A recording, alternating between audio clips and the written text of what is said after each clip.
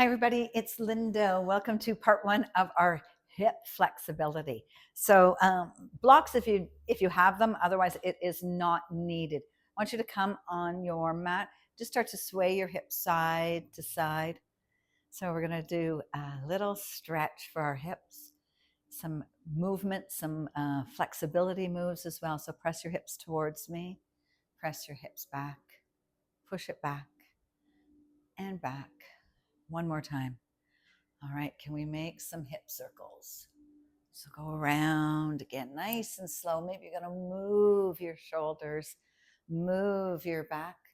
Go one more. Come on up, and let's go the other way. So hips, tight hips. We've got lots of reasons for tight hips, and I'll walk us through those, and maybe those are some of the things we can work on in our lives. All right, come standing to the top of your mat, and we're going to step our right foot back and come into a crescent lunge. So I want you to press your hips forward and then your pelvis down. So we're going for that back leg is going to get a nice little hip flexor stretch. We're going to hold our breath, hold our stretches for about 30 seconds. But talking about breath, I don't want you to hold your breath at all.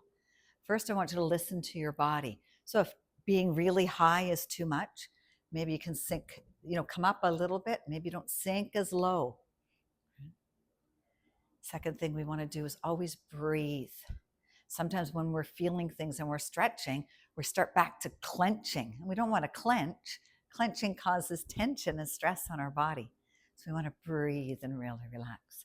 All right, let's bring our hands down to the ground. You're going to drop the back knee down, uncurl the toes, and come into a nice low lunge. Once again, I want you to press your hips forward and then your pelvis down. Feeling that nice stretch on that side. And then when your body allows you, invites you, talks to you, maybe you go a little bit further, but we still want to keep our ankle and our knees stacked over top of each other. Press the pelvis down. Beautiful. Let's bring both hands down to cradle the front foot.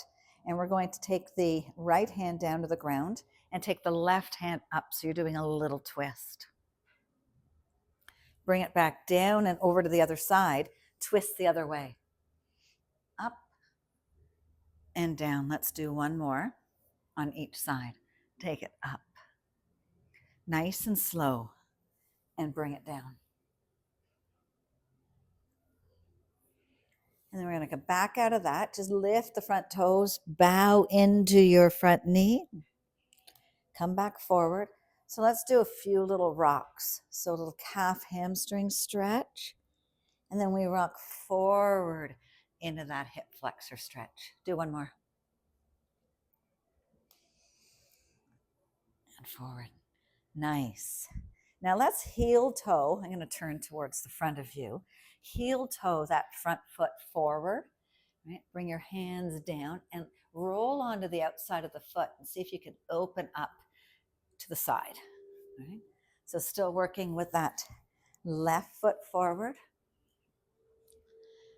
Now, one hand comes down. Maybe you want to, if your hand doesn't come all the way down, you might want to use your block. All right. Bring your hand under the inner thigh. Now we're pushing, but we're not forcing. Okay, so we're using a little bit of our hand strength, a little bit of gravity, open up that hip a little bit more. Now you can stay right here, or you can bring your palms down to the ground, maybe your forearms down to the ground.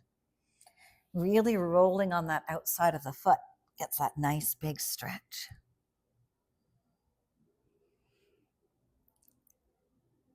Take a few breaths here.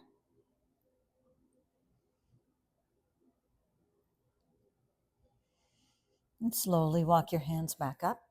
And then kick that foot behind. You're going to bring your toes together.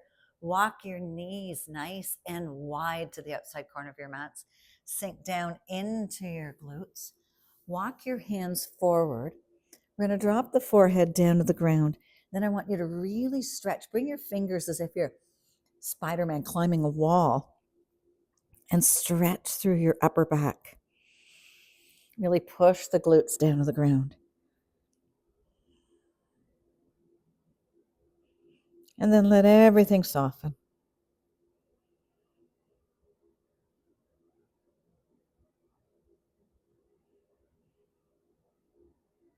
Take one more breath here. And slowly bring yourself back up to table. We're going to stand onto our knees now and bring your hands to your hips. Press your hips forward. Press your glutes back. Hips forward and glutes back. And as we did standing, push your hips to one side. Push to the other. So pushing through the hip over and over. Now, can we do some circles? Do 2 or 3 one way. Do 2 or 3 the other way. Kind of just feel, like I was saying, listen to our bodies. Maybe slow it down. Wonderful. Let's bring the hands back down to the ground. And we're going to step the right foot forward in line. So knee and knee and ankle align. You're going to curl your back toe, might be stepping it up. And we're going to come back up into a crescent lunge on the other side. So soften through your shoulders. Arms are up. Maybe your fingers are touching. Maybe your palms, your fingers are soft. Maybe spread wide into cactus arms. So you're getting that stretch into your hip flexors, as well as stretch into the upper back, into the shoulders, into the chest. Take one more breath here. Bring your hands down towards the ground. Drop that back knee, uncurl the toe, come up into your low lunge. So once again, let's push those hips forward and the pelvis down towards the ground. And breathe.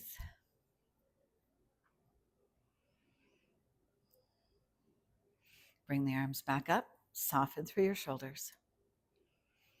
Or if you've been invited to sink a little deeper, bring your hands down to the ground and let's scoop those toes up. Bow your head forward. Say hello to your calves and your hamstrings. Come back up. Little push forward. We're not pulsing, we're pushing, and stillness. Press it back. Rock back to that calf stretch, hamstring stretch, and forward. We'll do it one more time. Press back. And forward. Both arms come back down to the ground, both hands on the inside of the leg.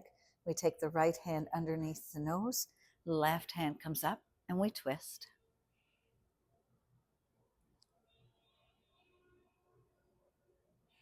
Let's take it over to the other side. So left hand down, right hand up, a little twist.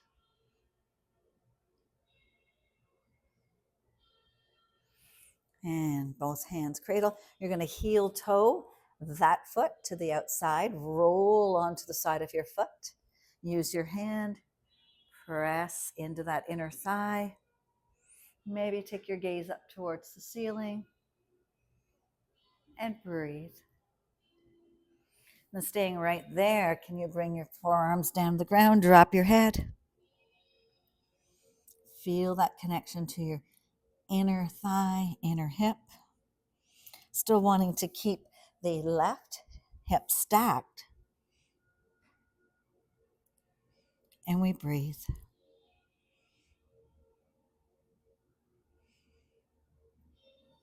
Let's walk our hands back towards our body. Bring that foot back. Once again, join your toes, walk your knees nice and wide, and really, really, really push back in your glutes, into your heels. Walk your hands forward. So we want to get that stretch here as well. So spider fingers. Lift your fingers up off the ground. Lift your arms up off the ground this time and stretch through your upper back. Get lots of length into your back and into your spine. Can you connect to your tailbone? And then soften.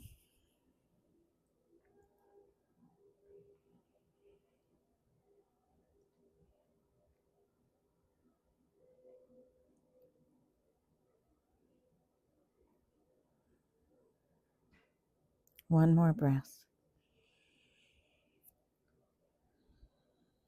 Slowly bring yourself back up to tabletop position. Now you have a couple of options. We're going into pigeon pose. So some people are able just to bring that foot forward, cross it over. Other people like to take it right from a down dog. So you take it up to a down dog, take that right foot into the air, bring the right knee behind the right hand, left heel right heel behind the left hip bone. Well, maybe grab onto your blocks. Now you can stay right here up into a nice strong pigeon. Be careful how much pressure you put onto your back, but we want to sink a little bit forward. Now, if pigeon is not in your practice or in your stretch routine whatsoever, upside down figure four will work here too, but even give it a try. Walk your hands down towards the ground. Maybe bow your head or bring your head onto your block, your forehead onto your block.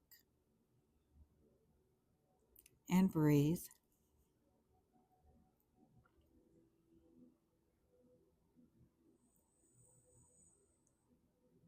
Sometimes bringing your block under your hip, under your glute, will help support your spine, or not your spine, support your lengthening so that you're squaring off your hips.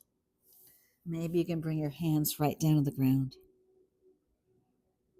Rest your forehead on top of stacked arms.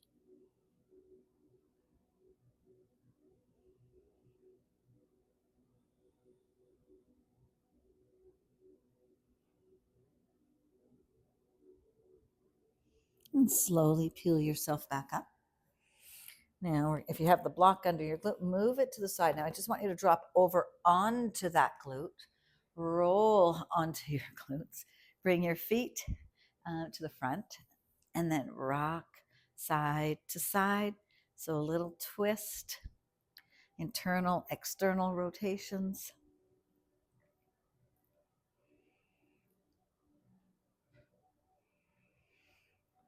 And then we'll come back over to this side. So once again, if you want to bring yourself right to pigeon from on the ground, it's okay. Have a mat, have your block near you, or we can take it back up to the downward facing dog.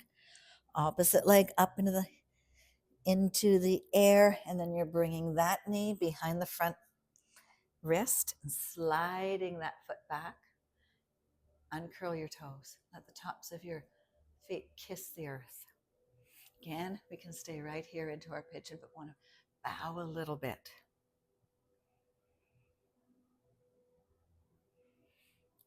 Maybe you're walking your hands and your forearms down to the ground. Maybe you're going to bring your block underneath your forehead and let everything soften.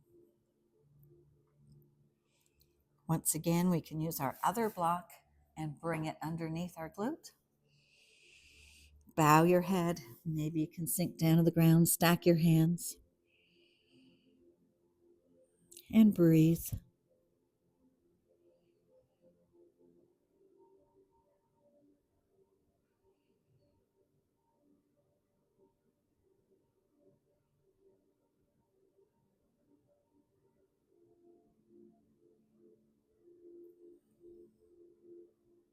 Make sure you're not holding any tension.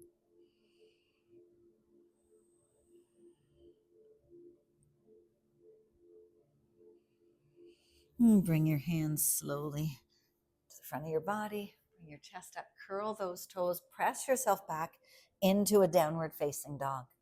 So your fingers are spread wide. You're in inverted V. So you're really taking your tailbone and your sit bone up towards the sky, up towards the moon, the sun, the ceiling. Now I want you to rotate to one side. Press your hips to one side. Rotate, press your hips to the other. So maybe you want to pivot your feet. Maybe you want to keep your feet centered and just push your hips. I like to pivot.